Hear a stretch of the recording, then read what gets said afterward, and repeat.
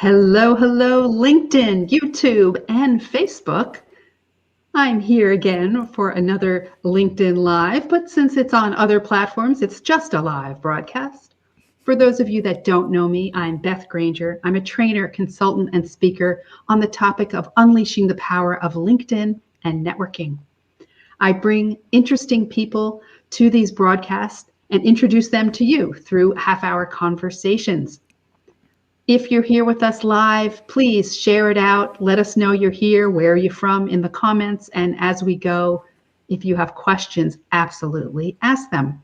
If you're watching on replay, same thing. We'll get notified and we can respond later. My guest today is MiG Ayesa. He is a world-renowned singer, having performed in countless Broadway and West End productions, including Burn the Floor, Rock of Ages, Buddy, We Will Rock You, Rent, Thriller Live, just to name a few. In addition to those appearances, he's been on some TV shows, including and in feature films, including Queen of the Damned. We met when MiG did and his company did a program for the National Speakers Association, which we'll talk about later. What I really like is on his LinkedIn profile, he describes himself as a musical people uniter. Welcome, MiG. Thanks for being here. Thank you very much, Beth. It's a pleasure to be here. Thank you for inviting me. Yeah, it's so much fun. I've been doing these broadcasts for about 2 years now, and I love it. Who knew? I love to have these conversations and introduce people. It's an amazing how things open up when you use the technology and how that leads to something else. And that's really the story of why we're all here, right? Absolutely, absolutely. So I have so many things I want to ask you about. Let's see. First of all, let's get this over with. I hear you have met the Queen. Yes, good news travels fast. Well, that was a long, long time ago in the last century. I was actually working in the West End on a production of Buddy, the Buddy Holly story, playing Richie Valens. And the theatre I was in, the Victoria Palace Theatre, was being used for the Royal Variety performance. And as a way of saying thank you for using our hall, they let us be the first act. And so... yes, we performed for the Queen, Her Majesty, Queen Elizabeth II, and we all got to meet her afterwards. But you know how the whole thing of the backstage, she goes backstage, and we're all lined up like that on stage. But it goes from all the producers, all the people in suits, and then it starts with the performers again, and then lays out from it's chronological order. So I was the first one, because we were the first act, and I was the first one to go on stage. So I'm the first one to meet the Queen. The very, very last person on that line was Diana Ross, actually. Oh. So we were there. We were meeting the Queen. I was like very nervous. Yeah, she kind of just brushed past all the suits, but she comes to me. She stops and she says, "Oh, hello." I said, "Hello, ma'am." Ma'am. So I can't even remember how you say it now. I was so nervous. But I said, she said, so we're also given all this protocol, like lessons of how to speak with her. Don't speak unless you're spoken to, all that kind of thing. So I was being very, very cautious about all these things. But she started a conversation with me. She said, "So this is your theatre, is it?" And I said, "Well, I suppose you could say that, Mom." And she says, "Yes, well, what do you do?" "Well, the variety is on. Like, do you do the shows somewhere else, or do you have a week off?" And I said, "Well, actually, we've been given the week off, which has been great." And she said, "Oh, wonderful." And I said, "Well, so thank you for the royal vacation, Mom." And she went, "Oh," and she kind of just did a little bit of a tap on my hand like that. Everyone was in shock. Everyone was like, "What did you say? What did she do?" And I said, "Oh, this is between me and Betty." It's a private conversation you don't want to know. I love that. She's absolutely adorable. She's actually an amazing woman. So much going on. Yet when she spoke to you, you were the only person that mattered at the time. And she gave full, complete, undivided attention, always, always, always trying to deflect about you. So That's wonderful. Yeah, that is a gift. That is a true gift that some people have for sure. And I'd like to welcome, we have Marsha from Maui. Oh, I love Maui, one of my favorite places in the world. Mama's Fish House was a restaurant I went to. It's the temperature and the surroundings. It's good for anything that ails you. I recommend it. And Angus from New Jersey. Oh, there we go. Excellent. Hey, Angus. Hey, Marsha. Excellent. Oh, so Now I want to talk about Maui. But what I also want to, what do you mean when you say musical people uniter? Tell me a little bit more about that. Well, that all stems from where I work. I work with an incredible company called Song Division. And what we do is we unite people around their purpose using the science of music. We do anything as far as with basically whatever music is needed for a corporation to strengthen their core values or to promote their, what they do, or to just have a chance to get together. I mean, in this whole world at the moment, we are suffering a lack of that connectivity. We don't have a physical connection anymore. So through Song Division, that's what we do. We bring people together, we unite them using the power of music. And so I feel like I'm kind of like a virtual Pied Piper. Yes. Yeah, so that's my goal. That's what we try to achieve with Song Division, and we do it very well. And very proud of what we do. Yeah, and just to give some clarity to this, when I met MiG, Song Division was doing an event for National Speakers Association, and they came on and led us through this really fun exercise of where we essentially wrote a song and then they performed it, and it was so much fun. And actually, okay, I was going to save this till later, but I'm putting on an event September 23rd. It's a LinkedIn local, different than LinkedIn Live. LinkedIn local used to be in-person events, right, where the idea was to meet people behind the profile in person. Now we're doing it virtually, and it's a fundraiser for a cause I care very much about, the Leukemia Lymphoma Society. And I'm so excited that you are going to be joining us to lead us in this really fun activity. And I think you call it a song anthem? Well, we call it Team anthem? Well, yeah. We this program that we call, it's called the Remote Team Anthem, and it's actually a translation of something we used to do live. Of course, we did everything live before the pandemic hit, and we've translated all of our programs from the live realm into the virtual realm. And this has been a very, very successful transition from live to virtual, because what we do is we basically write a song together with the people, and we're the mediums. We're the medium that creates a song, but really it's the attendees, it's all the people that are there. They're the ones that write the song. We're just trying to source through the chords, the style. We put them in breakout rooms so that they can come up with the lyrics, but we guide them. Everyone, no one needs any musical ability or talents. Don't freak out about what's going to happen. It's meant to be a fun, really fun and engaging activity, and yet we come together at the end of the hour. Be surprised. People are saying, "I can't believe we wrote a song," but you did. But you all did it together, and that's the wonderful thing. When I talk about it being a musical people uniter, we all came together. We all wrote a song. We couldn't have done it without each other. So we worked as a team, and that's something that we create, and it's a very powerful thing. It resonates very deeply and very warmly for forever. Well, when we were talking previously, not live, I said it's, music brings out emotion in a way that, for me at least personally, and I assume for many people, that other forms of art don't do in the same way. I started as a visual artist, and I loved the process of creating that art. But even when I went to a museum, I would be interested in the techniques, and I might like something, but it didn't really bring out emotion in the way that music can. It's just something very special. So you mentioned something. You mentioned moving virtual from doing things in person.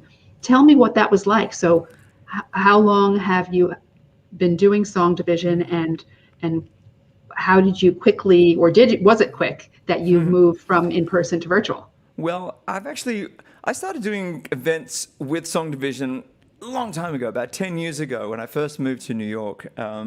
I had the opportunity. They were looking for someone who played keys and sing for an event. I'd never heard of Song Division before. I had never met Andy or Marsha. They had never had a chance to actually know what this is about. They're just saying, "We need a keyboard player. Can you come and do that?" I had no idea what it was about. It turned up, and it was a really cool event. I think it was at the top of the Standard Hotel in New York, around the black tiled pool. It was a very cool, very chic event. So very impressed by that. and I kept doing a couple of little events, here and there throughout the years. But it really, I think my timing could not have been more perfect, because at the end of 2019, I joined Song Division pretty much full time as a client executive. I was looking for something a bit more stable. I was doing a lot of tours, doing a lot of worked as a guest entertainer on ships. But that was, a bit hodgepodge, a bit piecemeal. I wanted something that at least have some stability that I could feel as some kind of anchor. That I can feel at least I have this. I can work on this while I'm waiting for ships to sail or looking for the next contract. And so at the end of 2019, I met up with Andy in New York, and he took me on as a client executive. And so we were working on getting these live events, and I was a bit slow to start because I didn't realize what the job would really entail. It was like, okay, so I'm getting these things and doing this. Oh, okay, so it was a whole new world for me. I really step up my game as far as the learning curve is concerned. It was a really steep learning curve. But then, of course, the pandemic hit. But this is even before the pandemic really, really hit full scale. I have to say that it was Andy Sharp who called it, and he was the one who brought us into this virtual realm quickly and totally. And he just said, okay, this was in February, I think 2020. He said, whatever you're working on, let it go. Stop. We're not going to do any it's not going to happen, anyone. Stop it. Let us work out, how do we do this virtually? We're going to go online from now on. Let's work it out. And we did. We experimented with a lot of activities. We did a lot of showcases. We tried to figure out what worked, what didn't work, how to maximize the technology available, how to deliver the best sound, the best show possible, how we could translate all the programs we had in the live situation and make it still engaging and powerful and fun and interesting and work in the virtual realm. And before too long, the word had spread, and we were doing.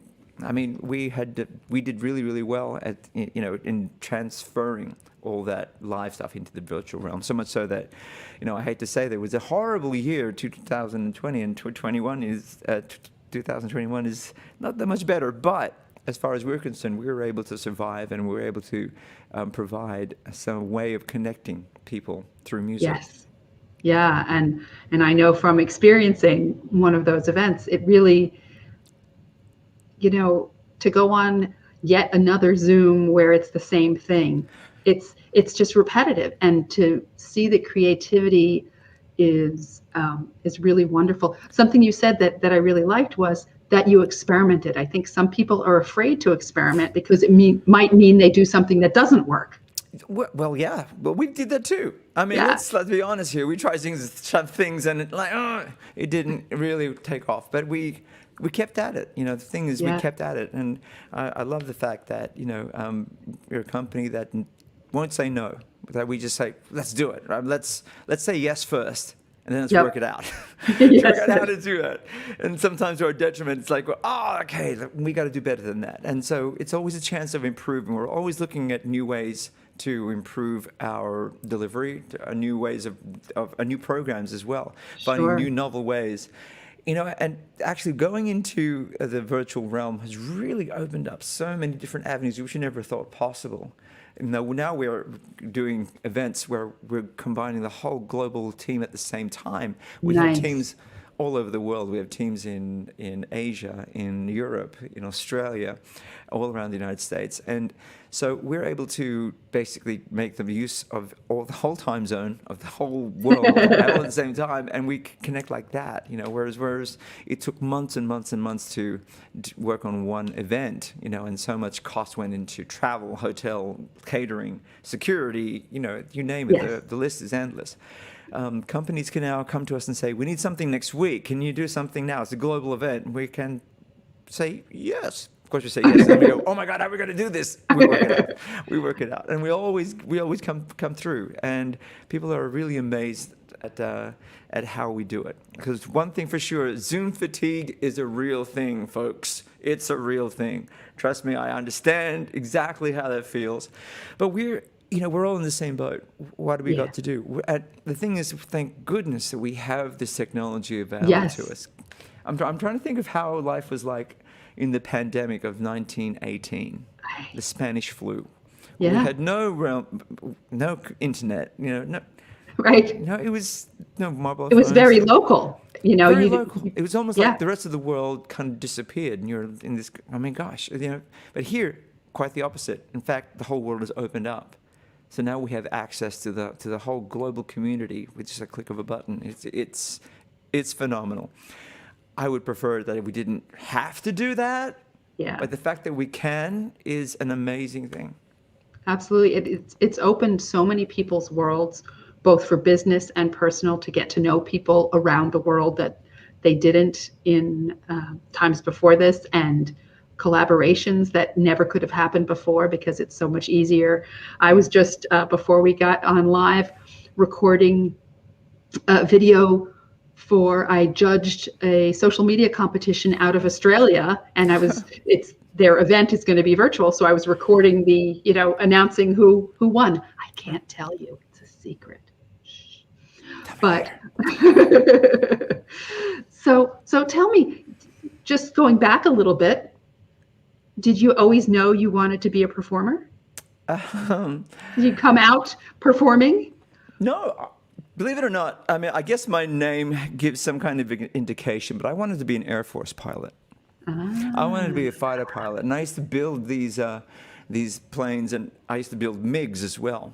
And I think that is why I spelled it with a capital G, because it wondered. It just looks cooler. It stands for Mikoyan Gurevich, which is this like Soviet McDonnell Douglas, manufacturer of their fighter planes and everything. So it's actually pretty cool. That is very cool. But I kind of started as branding when I worked as a solo artist in Australia, and it kind of stuck. So.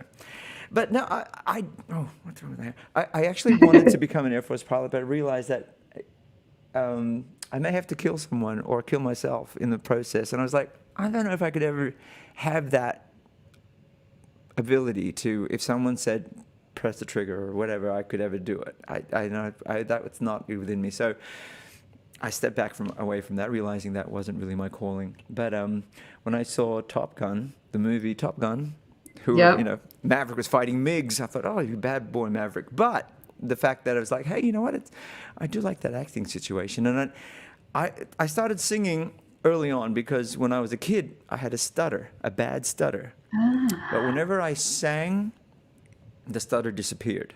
And so that's how I fell in love with singing. And when I would go on stage and I had a script to read from, I stopped stuttering as well.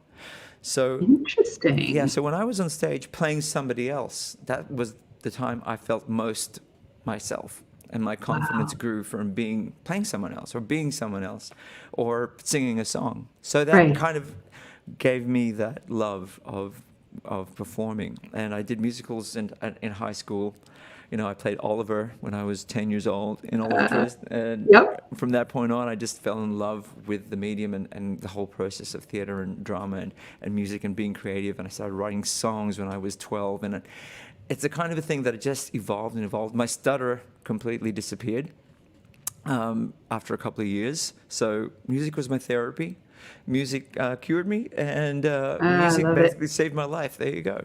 So I owe a lot to music. So I devote my life to it. That's wonderful. Yeah, thank you for sharing that with us. It really is wonderful. I think a lot of people see someone and see their success and feel like, oh, how could I do that? And everybody has a story, right? A story about how they came to be, and it's not an overnight thing. People go on this journey, and thank you for sharing that with us. No, you're welcome. In fact, there is I have to ask Winston Roy about this, because he works with this group of kids in New York City, where there are a bunch of kids who have speech impediments, and they get together once a year, and or several times a year, and they write songs together, and they do these things together. It's a concert that they do, and they're all using music to help themselves speak better. It's their therapy, and it's a really proven, tested thing, because we want to say so many things at the same time, and all our thoughts become like gridlocked into this thing that can't. We only have one mouth and one set of teeth, and so you have to think of one thing at a time. And music helps us put things into a rhythm, into some kind of form, and that really shapes the brain and shapes the way that we communicate. So it's a very powerful tool. It absolutely 100%. And it's interesting because that process that everybody has to go through of finding their voice, whatever that voice is, how are they going to communicate and share their ideas and their thoughts with the world? And some people are better. I started out, the way I did it was with writing and visual, painting, drawing. Exactly. Some people do it more physically, right? That they express themselves in a physical way, a dancer or something. So it's fascinating. It is. It's definitely the expression through art. It definitely is a way of letting out emotions, of expressing yourself, and thank goodness for that, because I think I'd be a bit psycho if I didn't have music at my disposal. So tell me, of all the things, so you've done all these different things, but shows and performances. What was the favorite or the most fun character that you've ever played? Oh. And maybe the next one, but if of the ones in the past, do you have a favorite? Yeah. Well, I'll say a couple, because Okay. the most fun I ever played on stage was a character called Stacy Jacks in Rock of Ages. I say this because I got away with absolute murder. I got to live my Rockstar fantasies and have no consequences, because it wasn't me. I'm just playing a character, right? But, being the bad boy rock and roller on stage, singing these incredibly great songs from the 80s, that was the most fun I ever had on stage, being a character. But I got to say, for me, playing the part of Galileo Figaro in the musical We Will Rock You, for me was the most fulfilling experience, purely because of the fact that, first of all, we had just moved to London. I didn't know if even this is something that I was good at or wanted to do, or am I heading in the right direction? Should I be doing something else? And when I came to London, I saw this show, and I said, "Oh, that character. Okay, I'd be willing to do this musical," because I wasn't really interested in doing musicals anymore, but I wanted to do that show. I wanted to play that character. And several months later, I got offered the gig. And I remember stepping up on stage after we did, the show. The first time I was on as Galileo, and stepping up to the microphone, just about to sing "We Are the Champions," and it was kind of like, there had 35 people on stage behind me as I stand up, take the mic, and I remember thinking, singing the song, and every word, I lived every single word. I paid my dues time after time. I've done my sentence. I committed no crime. And there's this kind of, I could feel myself welling up. And I thought, it doesn't get any better than that. And my association with Brian May and Roger Taylor from Queen was because of this show. They're very much hands-on with the whole process, from audition right through rehearsals and even beyond. So that was great. We even worked on a sequel called "The Show Must Go On." It's "We Will Rock You 2." We did a workshop of it, and Brian brought me back to London when we did this workshop where it was set 10 years ahead of where "We Will Rock You" let off. And it was a great show. Ben Elton was in it. He actually wrote a piece for himself. And you hear that sound? Is that me? Oh, yeah. I'm going to mute myself for a second. That's me. Oh, that's you. I thought something had gone on here. That's the trick of virtual. That's the fun of virtual. The air conditioning going on, probably. And I have this thing, but obviously it may or may not be working as well. I found this plug-in that saved my life last summer because I had a window air conditioner. And 90 degrees, you need the air conditioner, but it was so noisy. So it's this plug-in called Crisp that is noise canceling. And I don't know how it knows what's my voice and what's something else. But sometimes, maybe right now because of the change can you still hear the sound? It's minimal. Don't worry about it. But I got to say, you can't worry about it. Hey, you can't worry about it. These things happen. We are broadcasting from home, and believe me, I have a story about a situation that happened one time, and we had a very high-profile event. And, it involved, I live with my girlfriend, and she didn't realize I was online. I let you fill in the blanks, but yeah, it happens. It does. It That's does. why I now have a screen behind me. No one can come in when I'm online. Yep. That's it. I know I've had, all different people and they're in different places. I've had fire engines going by, things like that. The funniest one to me was when I had somebody who was involved in IT and he kept losing his connection. So he kept having to come back on. So it was just, it's not his fault. He can't control it necessarily, but Well, it that's the was, thing. I think we're all also quite understanding about when things go wrong. It's yeah. my dog will bark in the middle of a show, things like that. And there's certain things you can control, but some things You got to you bring can't. the dog on. Bring the dog on for the event, the LinkedIn. Okay, I will. LinkedIn local event. I'll dress him up for the event, which I'm very Absolutely. excited about. September 23rd. It's going to be September great fun. 23rd. That's right. I'll add the link afterwards in the text that goes along with this for replays. But yeah, it's just really exciting, and putting on an event where it's one thing to be invited to be a performer at an event or to be part of an event, but putting on an event, it's so, you're looking at every sign up, like, why are there only X number of people? What's going on? And when I first started doing these in person, a very wise woman said to me, whoever is supposed to be there will be there.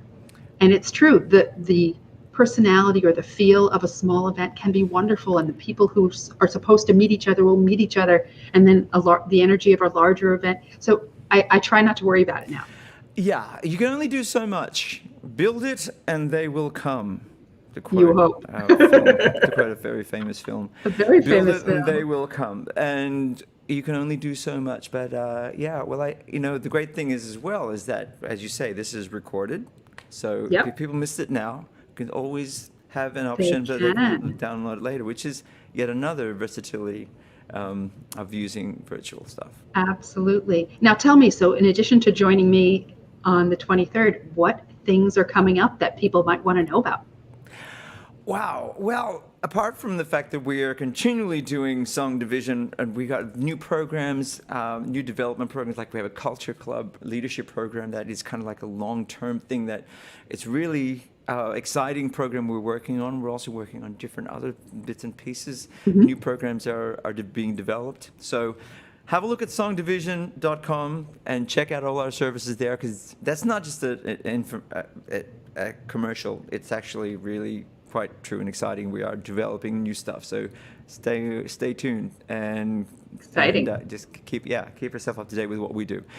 We continually do like live showcases to try and show people what we do, but you got to see for yourself. But apart from Song Division, I'm also working on several projects. I'm working on with some people, exciting concert on the 10th of December. We're doing the music of The Who.